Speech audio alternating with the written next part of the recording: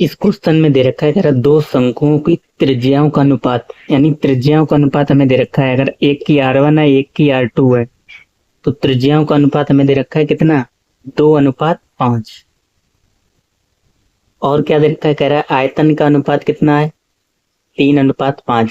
आपको आयतन मालूम होगा, शंकु का आयतन क्या होता है? 1/3 पाई R²H और 1/3 पाई R²H। चूंकि हमारे पास दो शंकु हैं, एक को R1 मान लो, ये R2, ऐसे ये H1, ये H2। आयतन का अनुपात आपको दे रखा है कितना? 3:5, यानी 3:5। और इसका अनुपात दे रखा है किसका? R1 का यहाँ पे 2 रखोगे और R2 यहाँ पे रखोगे 5, तो 2 का स्क्वायर हो जाएगा 4 और 5 का स्क्वायर 25, यानी 1/3। ये तो खत्म ही हो जाएंगे, 1/3 पाई, 1/3 पाई।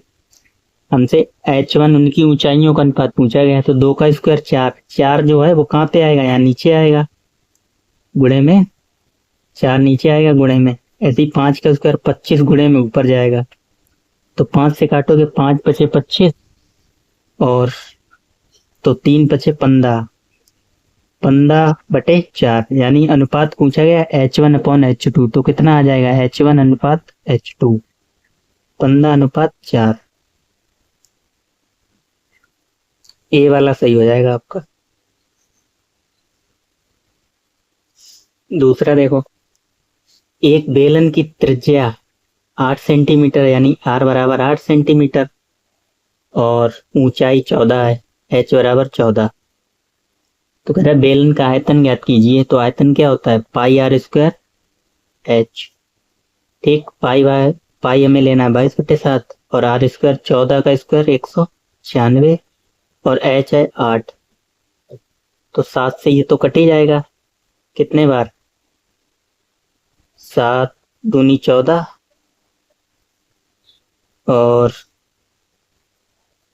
7 अट्टे 56। ठीक, अब यूनिट डिजिट से तो हो नहीं सकता, क्योंकि कितना आ जाएगा अगर यूनिट डिजिट से? 8 अट्टे 100, 8 अट्टे 64 और 6 दूनी 12, 8 अट्टे 64, 4 आया, 4 दूनी 8।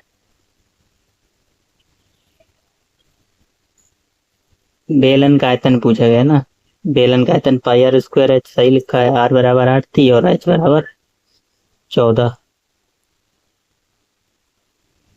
ये गुणा कर लो पूरा। देखो 22 का गुणा 8 में करोगे, 8 दूनी 16, 8 दूनी 16, 1 17, 176 गुणे 28।